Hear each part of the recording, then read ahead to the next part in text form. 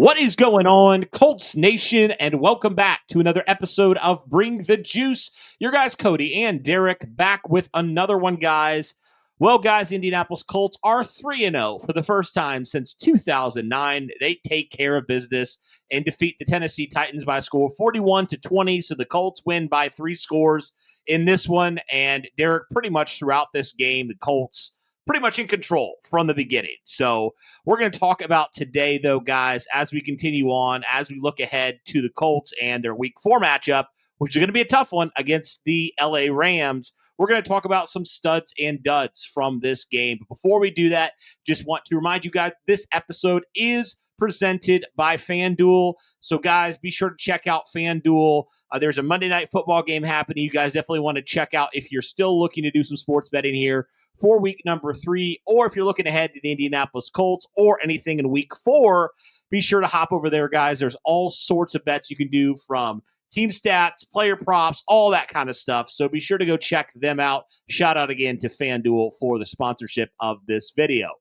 All right, Derek, let's start here, man, since Colts did win. So there's going to be probably some more studs than duds. So I figure, man, let's get the duds out of the way right now. I mean, the end of the day, the Titans still scored 20. The Titans still had some things, and the Colts still had some mixed bag things in terms of certain things on their football team. So I think the first one, Derek, that you look at, and if you look at the raw stats alone, you might say, you're crazy for putting this on this list. The Colts had 4 sacks, but I don't know about you, Derek. I still felt like it was not a great day for the Colts pass rush, given what you were playing against, given the state of the Tennessee Titans offensive line. Yes, you got 4 sacks, but also, Derek, it felt like, especially in certain moments in that second quarter and certain moments in that second half, Cam Ward was getting comfortable and he was not getting pressured and he was getting into a rhythm. And you were fortunate that the Titans didn't score more than they did.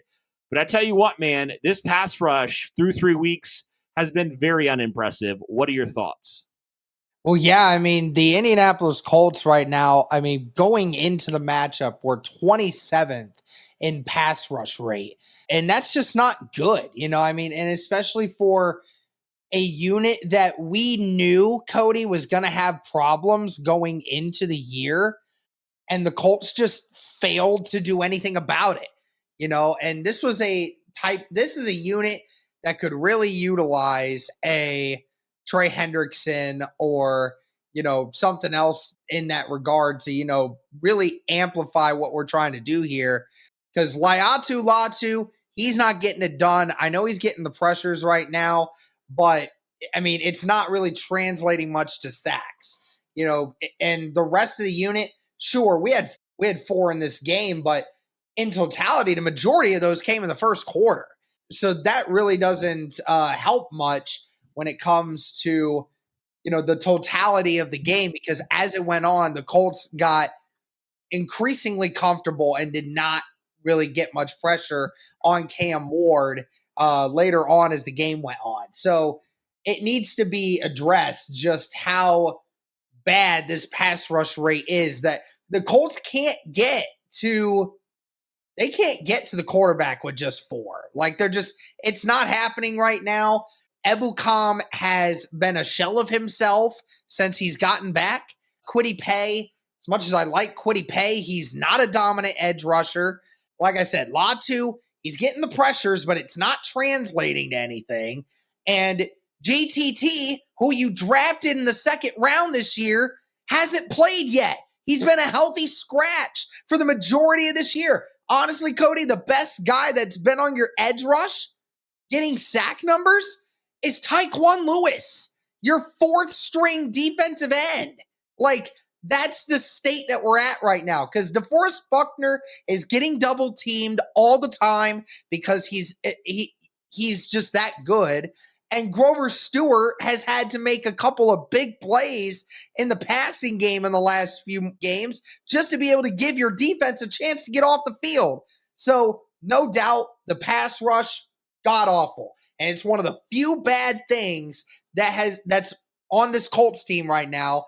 The Colts really, if they're being dead serious, Cody, about winning this year, which it looks like they definitely are, and honestly, at this point, with the way the Colts have played, it should be full steam ahead. You should be buying in to everything right now because this is a 3-0 team that likely can make the playoffs with the offense playing the way it is. So buy in on the defense. Get everything you can to get the defense better. And if that means going all in on a trade for a defensive end in this season before the trade deadline, please do it. So you need to do something, man, because it is not working right now for Indy. I tell you what, man, you are absolutely right. I mean, and it's been well documented, I was a big fan of Samson Ebukam back in 2023. But through the first 3 weeks, Derek, you're right. He's been a shell of himself. He hasn't been good. In fact, I would say against the Titans, Derek, he was god-awful. He was horrendous. He couldn't set the edge on the run game. He couldn't get after the quarterback. He couldn't catch up to anybody. It just was like, what is he doing? He's useless out there right now. And you look at that, and you can't help but say, why the heck isn't JT Tuimoloau out getting snaps over him?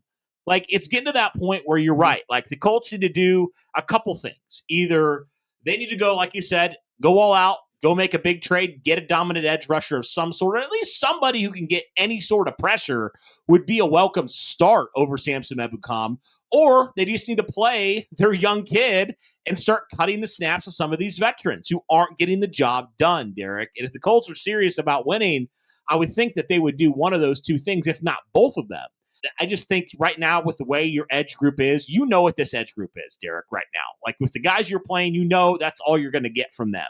I mean, it's kind of crazy to me that the Colts stayed with Samson Ebukam given the injury and given the history of just seeing how that impacts guys and their explosiveness. I don't care how good he was in 2023. The fact is he isn't good right now. And there's some other guys waiting in the wings that I think you should be getting more snaps to if you're serious about getting to the quarterback. Because, Derek, it can't get much worse. So what is the harm in going with the younger guy there? I just don't understand that. And I will not understand if they continue to give Samson Ebukam snaps if he continues to be ineffective. You're only hurting yourself if you're Lou Anarumo in this defense. So, yeah, I really think they need to do something there, if not a couple things for that pass rush, because you're right. I mean, this pass rush has clearly been probably the Achilles heel of this defense so far. You think if you had a decently consistent pass rush, Derek, in this game, you're probably definitely not allowing 20. You are being able to do a few more things defensively, and it helps out everybody on that defense, right? I'm a firm believer in a healthy pass rush will help everything out, help every single level of this defense. So, yeah, the pass rush just simply has not been good enough. I mean, 4 sacks, we know sacks can be very misleading. You want to look at some more of the advanced stats there, and those tell a different story this year for the Indianapolis Colts. So they absolutely need to do something at the pass rush. Even if that means cutting ties with some of these guys that you've had on your roster for the last couple of years, if they're not getting the job done, why are they starting? Why are they playing? Why are they getting significant snaps? I just don't like that idea of going with the guy just because he's a veteran. If he's not being effective and not helping out your football team, then he doesn't need to be out there. So that's kind of where I'm at right now when it comes to the pass rush. But another thing, Derek, that I think we just need to talk about, these linebackers are continuing to struggle, specifically in terms of the passing. I mean, we've seen teams be able to just expose this Colts linebacker room. And even on that 4th down near the end of that game, the Titans knew it and they went right at it and they scored on a 4th down. It's just like, man, you just think we need some sort of linebacker in here that excels in coverage. And obviously with Jalen Carlisle still injured, that definitely hurts your linebacker core in that department. But you definitely need to do something there, Derek, because your coverage at linebacker right now, and just I think that linebacker room in general is not very good. Yeah, I mean, yeah, you're right. With Carlisle being on the IR, hopefully we will see a return from him shortly. Obviously, week 3 now. After week 4, he's eligible to come off of the IR. We'll see on if he's going to be available come week 5 or not.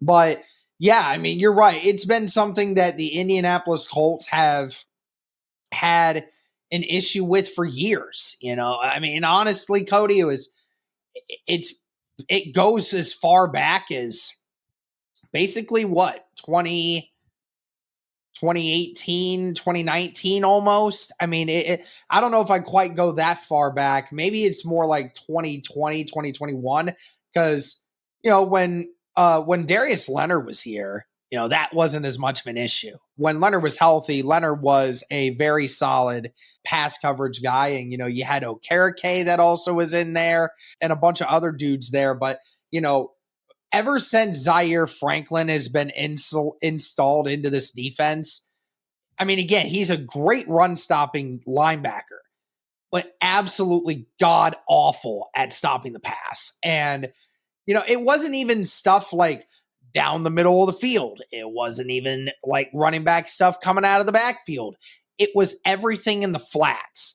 Like the one big pass that the Tennessee Titans had in the first quarter, the first 20, 25 minutes of the game, the Indianapolis Colts gave up one big play, and it came off of both the linebackers selling on the run and ignoring the tight end that's coming across on a delayed drag route. And that tight end ends up getting 25 because both Bocce and Zaire Franklin failed to recognize that going through. So, and that's the issue that we have because they're always looking to stop the run first rather than stopping the pass. And that's a major problem that we have. And thankfully, it has not deterred this defense as much as it has in years past. Teams have been less capable of being able to attack the Colts in the middle of the field, which is definitely a good sign. But as it currently stands, something's got to get better with that because if it doesn't, a team that might actually be good enough to be able to target the middle of the field will actually take advantage of that. Right. I was trying to think of like some of the opponents. I mean, there really hasn't been an elite tight end you faced yet. So that could be coming, Derek, very quickly here. Well, if you're not careful. So you got to get that figured out. I don't know who it is. Maybe, again, just similar to the edge rush. Maybe you go and trade for a veteran. I know a lot of people have thrown around the Bobby Okereke thing. So I don't know, just a linebacker that excels in coverage that is one of the better cover linebackers in the NFL, I think would just do wonders for this defense. If you're able to have a guy that specializes in that, I think that would be great. So something's got to get figured out there because those have been kind of the two big things that this defense has really struggled in so far. And I think the final thing we have to talk about when it comes to the duds, Derek, as good as I think the special teams has been for the most part, the one thing that continues to stand out to me, that kickoff coverage, man, it's not great. It's scary a little bit. I mean, I'm just waiting for the day with how bad it's played where somebody's going to break it off eventually because they're routinely getting to the 40-yard line and giving whoever is returning it gets great field position for the offense about every single time. I don't know what the deal is with that kickoff coverage, but it's been an issue pretty much from the start of this season. And I mean, honestly, the first return for the Tennessee Titans, dude, the opening kickoff, that return guy brought it to the 40. I mean, had one of the guys not tripped him at the last second, the only thing standing between him and the end zone was Schrader. And so, I mean, that just goes to show you, again, I don't understand it. Like, there's these other teams that are capable of stopping teams at around the 20-yard line or inside the 25 on almost every kickoff that they have. Yet somehow, some way, Cody, it's rare, it's like a blue moon to see the Indianapolis Colts be able to stop an opponent before the 30. Like, these teams are starting at the 35 to 40-yard line on almost every kickoff that we have. And it's ridiculous. It needs to be better. You're starting it at the 40. These guys are at the 40, and yet somehow, some way, these return guys are constantly getting past the 30-yard line all the time. It's remarkable that they haven't given up a touchdown yet on kickoff coverage. If I had to take a guess, I would say the Indianapolis Colts are probably near dead last when it comes to overall average placement after the kickoffs. I would guarantee that we're near the bottom. So something needs to get better about that. I would say that our punt coverage needs better, but then again, we don't know that because we haven't punted all year. So, I mean, that's been one thing. What? And obviously, yeah, we punted once and Rigoberto never gave anybody a chance. And then obviously Schrader has only missed one field goal all freaking year so far. I have 11 or 12 kicks by this point. And it's become more apparent too because the Indianapolis Colts are scoring at such a high rate, Cody, that there's a ton of these kickoffs. We have a lot of like reps and things to look at and see that even when these teams are catching the ball at the 2 or 3 yard line, that their average return is like 30 yards on us. That's ridiculous. That's terrible. You're almost better off at sometimes, Cody, you're almost better off just having them kneel the freaking ball in the end zone. Like that's almost getting to the point where the Colts are almost considering that to be about your average. Like, and that's bad. That is really, really bad. So I don't know what needs to be done to fix this, but it's got to get better because I'm sick and tired of all these opponents always starting at their 35 or 40 yard line every freaking drive. Right. No, yeah, that needs to be better for sure there. Ironically enough, all like defensive type of stuff that the Colts have been struggling in here in the last couple weeks. So hopefully they can get those things turned around here. But that does it, guys, for the duds. Let's move it over, man, to the studs because there are definitely some studs here for this game for the Indianapolis Colts. I mean, there's so many guys that you can talk about. We'll start, Derek, with Daniel Jones, the quarterback for the Indianapolis Colts, who, Derek, through the first 3 weeks has been very, very good. I mean, just so good, Derek, that nobody expected Daniel Jones to do what he's been doing. I mean, he's just been so efficient throwing the football. Yeah, you look at it, you say, oh, he's only got, 3 passing touchdowns, whatever. But you look a little bit deeper and you realize he hasn't had to throw all those touchdowns because the Colts have been able to do so well when it comes to the quarterback sneaks, when it comes to running the football. Like they've been able to do some of that stuff. So all in all today, Derek, Daniel Jones had a passing touchdown. It's his best completion percentage of the season. He was right around 75%. Didn't turn the ball over again, Derek, which is definitely huge for Daniel Jones. And now 3 games in, he hasn't turned the ball over. And Derek, there was one play in particular, you know which one I'm talking about, when Daniel Jones was dead to rights. He makes the defender miss. He scrambles and gets a first down. And that's the kind of stuff that we knew Daniel Jones was capable of just because of his size and athletic ability. But to see him start to put that into practice and to see Daniel Jones truly starting to come alive as a competent quarterback, actually better than a competent quarterback at this point, a really good quarterback, if not an elite quarterback through 3 weeks, it has been great to see for Daniel Jones. Again, 113.4 QB rating today. Talk to me about Daniel Jones, man, and what he did once again against a Titans defense that, while on paper, maybe doesn't look great, but this was a unit that definitely gave Denver and LA some problems here in the first 2 weeks. So talk to me, man, about what Daniel Jones did today. And I know I didn't say this in the recap, but I mean, again, it's for the people that are constantly saying that, oh, this is just the Titans. You can't take everything with this. Like Green Bay lost to the Cleveland Browns today, right? And the Bears mollywopped the Cowboys, right? Like it's so often that we see these lesser teams beat teams that they have no business beating. But it's because it's the NFL. It's hard to win games in the NFL because the difference between the ceiling and the floor in the NFL is much, much closer than what it is in college. So we have to understand that. And again, for Daniel Jones to be doing what he's doing, I mean, again, Cody, he is the first quarterback in the Super Bowl era to have 3 passing touchdowns and 3 rushing touchdowns and have 0 turnovers for the first 3 games of any season in the Super Bowl era. Only quarterback to ever do that. That's incredible to think about. I mean, again, we've been talking about it so much. This Colts offense is doing stuff that nobody has ever done before. And I mean, it's on par because of Daniel Jones. I mean, Cody, I can't think of a more positive start to a season than what I'm seeing with Daniel Jones right now. And this was another situation here where you're right. There were multiple times where Tennessee, again, was throwing everything they had at him. There were multiple times, like you said, they had him dead to rights. They should have sacked him several times in that game. Yet somehow, some way, Daniel Jones found a way out of it. And I mean, that's just not something that we expected him to do.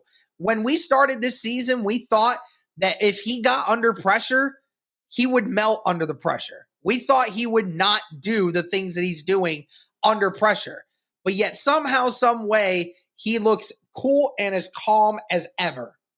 And that is a great thing to see right now from Daniel Jones. And like you said, completed 73% of his passes today, ended up with, 228-yard day, another touchdown, and no interceptions. I mean, again, nothing that, is going to light up the stat sheet, certainly isn't going to go absolutely bonkers, but you didn't have to do that. You didn't have to do that. You were able to make the throws that you needed to make.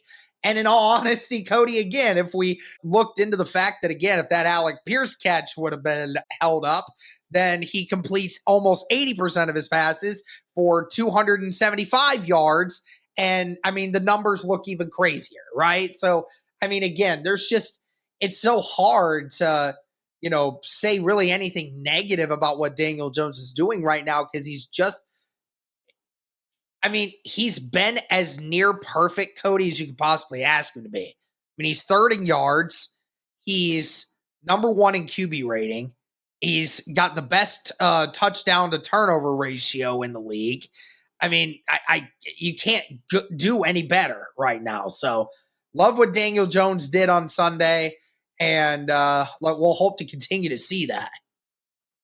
Yeah, absolutely. If Daniel Jones can continue to play like this, Derek, the Colts are going to be a problem all year long because you're right. He's playing mistake-free football here, and he's dealing, man. He's not just checking it down. Daniel Jones is taking some shots, man, which is something we're not expecting based off of what he looked like in preseason and from what we heard in training camp. So great stuff there from Daniel Jones. So definitely continues. Third straight week for Daniel Jones on the stud list here. Now, Derek, another player that stays on the stud list again, you got to talk about Jonathan Taylor. I mean, just another strong performance from JT. And admittedly, Derek, in that first half was bottled up by this Tennessee defense. I mean, they did a great job on him. Then that second half came around. JT started finding some holes. The offensive line started doing some things there. And then he breaks off the 46-yarder. That was just one of the best runs I've seen in a long time from Jonathan Taylor. I mean, that's vintage 2021 JT in a nutshell right there, Derek, where he's running through guys, he's avoiding guys, he's doing everything. I mean, that's the type of stuff that lets you know JT's still around and he's not going anywhere. And right now, I would say, Derek, and the stats will back this up, Jonathan Taylor's the best running back in football. I mean, he just is, plain and simple. Yeah, he certainly is playing like the best back in football right now. Again, leads the NFL in rushing yards through the first 3 weeks so far, and he has been phenomenal. What else could you possibly want from Jonathan Taylor? Not only has he been running the ball as effectively as ever, but has been a beast in the pass game, in both in catching and in pass blocking. And you saw that again against Tennessee. And what's also crazy is too, and it'll be interesting to see, Cody, if this continues over time, is Jonathan Taylor in those legs. I mean, they look really fresh right now. So when you saw him running against Tennessee, or multiple times when Tennessee defenders had him wrapped up very early, but yet he drove those legs, those massive legs, and then ended up getting on a play where he might have gotten 1 yard, gets 3 or 4 yards. Or maybe on a run where he had gotten 7 or 8, he ends up getting the first down because, he never stops moving his legs. I mean, that is just what Jonathan Taylor has been able to do for this Colts team through these first couple weeks. And it has been just very, very awesome, man. Yeah, 3 touchdowns today from JT, all on the ground. I mean, just a phenomenal performance, Derek, once again, and really just broke that off and started. I mean, he had 2 really big touchdowns in that fourth quarter there to put that game away officially for the Colts. So, yeah, JT, great performance again. Probably going to be up for AFC Player of the Week again here, Derek. I would guess he's going to be in contention at least because that was a very good performance by JT. But Derek, another player that I thought played really well, actually a player that was drafted the same year as Jonathan Taylor. Let's talk about Michael Pittman Jr., man. I thought he had a really, really good day, all things considered. Again, the Colts didn't have to pass the ball a ton today, but when they did, Michael Pittman Jr. led the Colts and I thought did some really nice things and showed off a little bit of his agility and his athleticism today. He finished with 6 catches for 73 yards and had the lone touchdown pass from Daniel Jones today. So Michael Pittman Jr., man, he shows when you actually give him targets, he can do some stuff with it. And when he actually has a quarterback that can get him the football, he's a pretty good player. Yeah, definitely, man. And, I think another thing, too, is just the not only the agility make guys miss, but, just the strength, too, to go through some of the runs that he had to make in the flats today was just absolutely phenomenal. And, again, to run through multiple tacklers to get that touchdown as well. I mean, so it's been great to see him kind of just have this, not really a revitalized sense, but you can just tell the difference in his play when he's been healthy and on account of the fact that Pittman hasn't had to be the number one every week. Now he's always there, but for this game, I don't know what it is. Recently, Pittman has become that true number one against Tennessee. I don't know what it is, but I mean, Pittman even said it during this game that I noticed it that even during their pregame warmups, nobody looked like they wanted to be there. Nobody wanted to see that. So Pittman probably took that and said, that's just they saw blood in the water and they were ready to attack. And that was what they wanted to do. And, it ended up working out really well for him and the Colts. Yeah, absolutely. Yeah. All right, let's continue on. His running mate, who actually unfortunately suffered a concussion in this game, but had some really, really electric plays today. Let's talk about Alec Pierce, Derek. Officially 4 catches for 67 yards, but if you count that other catch, that catch would have put Alec Pierce well over 100 here. So unfortunately, that injury does suck. But Alec Pierce continued to show, man, his ability down the field. And when you throw him the football, more than likely he's going to come down with it or draw a PI. It's just one of the two. If you're a defender, you're kind of screwed. One of those two things are likely going to happen to you. So we saw it on display again today. Unfortunately, they ruled that incomplete. That was a catch, in my opinion. But let's just talk to me about Alec Pierce, man. Just a weapon. Everywhere you line him up, Alec Pierce is a nightmare for opposing DBs. Yeah, I mean, it's been incredible to watch Alec Pierce, and hopefully he'll be fine. Obviously, in concussion protocol, who knows if he is going to be ready for that Week 4 matchup? Who knows at this point?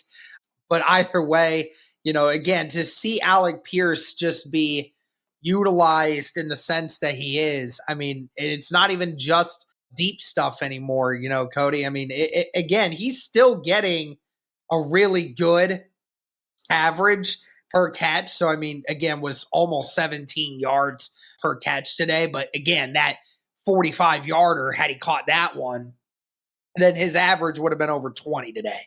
So, I mean, it's again, Alec Pierce is making these catches, but it's not all deep balls like it was last year. A lot of it now is, those 10, 15-yard drag routes in the middle of the field, and Daniel Jones is finding him in the middle of the field now. So that's really helpful. So, yeah, again, I'm sure he'll be fine. Guys have probably gotten worse. Certainly would love to see him back for the Rams, but again, with a concussion, you can never be too sure. He's going to have to practice at least twice and then have to clear concussion protocol over the weekend by a third independent party. And the likelihood of that happening after less than a week, it's very minimal of a chance, but we'll see.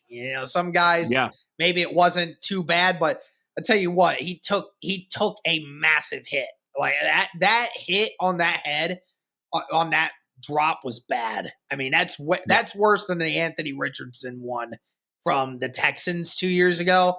I mean, he hit his head hard on there. As soon as that happened, I knew he was concussed 100%. Yeah, and then hopefully it looked worse than it truly was there. And like you said, you can get Alec Pierce back sooner rather than later. But obviously that's something you don't want to mess around with. So yeah, if he needs to take a week or a couple weeks, and he can be good, then you'll take that from Alec Pierce. But yeah, absolutely a weapon when he's out there on the field. But we may be seeing a little bit more of Adonai Mitchell here in the next couple weeks. We'll have to see on that. All right. Got a couple more things I want to talk about here. I think that offensive line, like I said, started off a little bit rough there, Derek, but in that second half, they were really beginning to open up some running lanes for Jonathan Taylor and this Colts offense. And, oh, by the way, they were able to protect Daniel Jones again. No sacks on Jones, although there were a couple moments where there could have been a sack or two. But overall, they kept Daniel Jones clean for the most part in this game, Derek. And, considering there was 2 new offensive linemen, I mean, you're going to take that, right? You feel pretty good about that. And you gave Daniel Jones a pretty clean pocket all day long to do what he did. And really, Derek, I felt like, you really turned it up in that second half. And I think the offensive line was a big reason why you were able to do that, because they were able to open up those run lanes, protect Daniel Jones, and allow you to continue to march down the field, especially that first drive of the second half. You were able to do whatever you wanted offensively. Yeah, I mean, again, the Colts offensive line has been really great this year. Daniel Jones only sacked twice so far this year, was not sacked against the Tennessee Titans. Now, albeit he probably should have been sacked at least twice in this game. We'll definitely give credit where credit is due on Daniel Jones. But you're right, in the grand total of things, I mean, they've been good. And, again, it's hard to be able to have a quarterback that has the highest efficiency rating and no turnovers and the third most passing yards in a season and the number 1 rusher in the NFL without having a good offensive line. Some teams would kill to have the offensive line that the Indianapolis Colts currently have. And I'm sure Daniel Jones and Jonathan Taylor are absolutely loving this offensive line and what they've been able to do. And it's funny, Cody, because when we were in training camp, we were hearing how rough they were and, how Gonsalves and a few other guys couldn't really do anything. And, even against Green Bay, we're hearing that their defensive line was cooking us. Like it was the worst thing that people had ever seen in the history of mankind. And yet, we're seeing what we're seeing from this Colts offense right now. Again, just sometimes you just can't overhype things because sometimes it's just blown out of proportion. And right now it's just another great performance by the offensive line again. Absolutely. Well, even though the defense had an up and down day, there were a few players I want to highlight here on the defense. You mentioned Tyquan Lewis earlier. Tyquan Lewis had 2 sacks in this game. I mean, Derek, I almost tweeted out, why is Tyquan Lewis active and JT Tuimoloau's not before the game? But Tyquan Lewis, to his credit, he proved me wrong. It should have been Samson Ebukam, I guess, instead there. But I thought it was a strong performance from Tyquan Lewis, getting to the quarterback, creating havoc. 2 of the 4 sacks for the Colts on Sunday. So, yeah, I mean, Tyquan Lewis, for what he is, man, thought it was a good day for him. Yeah, I mean, again, for the type of player and the role that Tyquan Lewis fills, again, 3 tackles today, all 3 of them for losses. As you said, 2 of them were for sacks. So, I mean, for a guy that doesn't play every down and plays maybe like 30 or 40 reps a game at most, I mean, that's very impressive from someone that is not at that level and we know is not always going to be in that starlight spot. I mean, he's going to only be a backup guy, and for him to be able to have that kind of performance, it's one of the few defensive line performances that was actually worth noting today. Yeah, no doubt. And then the final guy we got to talk about, the return of Charvarius Mooney-Ward today. Mm-hmm. He had a great game, Derek. I mean, he had multiple times where he broke up some passes, made some key stops there. He got fortunate that Calvin Ridley didn't catch that one. But you know what? Regardless, he got his hand on the football a lot.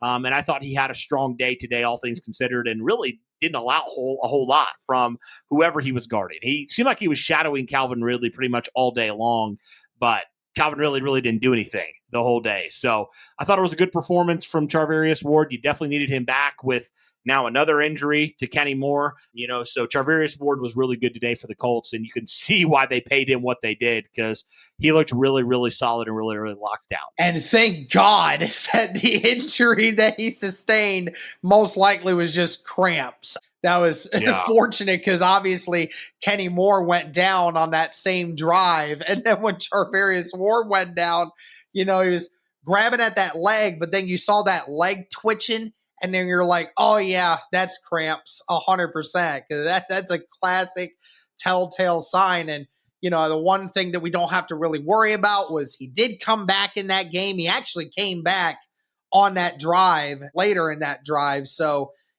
ultimately they were able to stretch out whatever they needed to, and then obviously give him a few rest days and some fluids, and then do a bunch of stretches and massage work. I'm sure he'll be fine come the next week. But yeah, it was great to have him back again in a time when the defense was having issues, and especially when the secondary was getting when the secondary was having issues with injuries. It was good to see him be able to step in and, provide some big moments there. Yeah, no doubt. So, all right, well, guys, that'll do it here for our episode of the Studs and Duds. Before we wrap this up, Derek, just want to, again, shout out FanDuel for their sponsorship. Guys, I was just looking at some odds here for the Indianapolis Colts. Some really early odds against the Rams, which is going to be a huge test for the Colts. I mean, it's going to be, I think, Derek, a great barometer for kind of where this team truly is. I mean, you're going on the road against a really, really good Rams team that took the Eagles down to the wire. And right now, the odds are pretty good. The spread's pretty good. The Rams right now are at 3.5-point favorites. So Colts come in as an underdog again. Not really a surprise there, Derek, just because of what the Rams did and how good they looked against the Eagles and how good they've looked all year long, to be honest with you. So that's kind of the spread there. So if you guys want to bet on the Indianapolis Colts there, you might be able to earn some good money and some good earnings there. But just wanted to shout out FanDuel and kind of look ahead early on here to see where the odds are right now for week 4, Colts versus Rams. But guys, that'll do it for this one. Thank you so much for tuning in. We greatly appreciate it. If you haven't already, hit that like button, hit subscribe, turn on the notification bell. But again, guys, that'll do it for this one. Thanks so much. And as always, go Colts.